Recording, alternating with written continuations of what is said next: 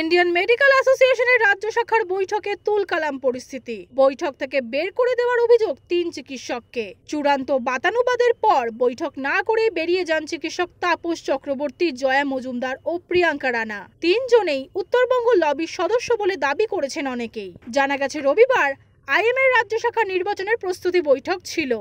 সেই বৈঠক শুরু হওয়ার আগেই 3 চিকিৎসককে বের করে দেওয়া হয় বলে অভিযোগ। ঘটনাকে কেন্দ্র করে রীতিমতো উত্তপ্ত হয়ে ওঠে পরিস্থিতি। পার্ক সার্কাসে মেডিকেল কাউন্সিলের অফিসে বৈঠক হওয়ার কথা ছিল। বৈঠকে তাপস, জয়া ও কৃষ্ণা পৌঁছতে রীতিমতো অগ্নিগর্ভ হয়ে ওঠে পরিস্থিতি সামাল দিতে দেখা যায় তৃণমূল নেতা ও চিকিৎসক শান্তনু সেনকে। জানা গিয়েছে চিকিৎসক তাপস চক্রবর্তী আইএমএর মালদা শাখার সভাপতি।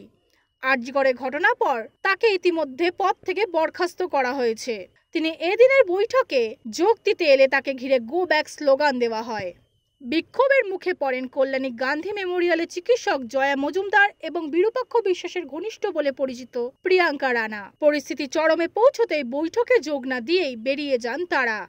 এরা প্রত্যেকে উত্তরবঙ্গ লবির সঙ্গে যুক্ত বলেই বিক্ষোভ দেখানো হয় বলে জানান অনেকেই। কলকাতা থেকে শেখ এরশাদের রিপোর্ট, ওঙ্কার বাংলা।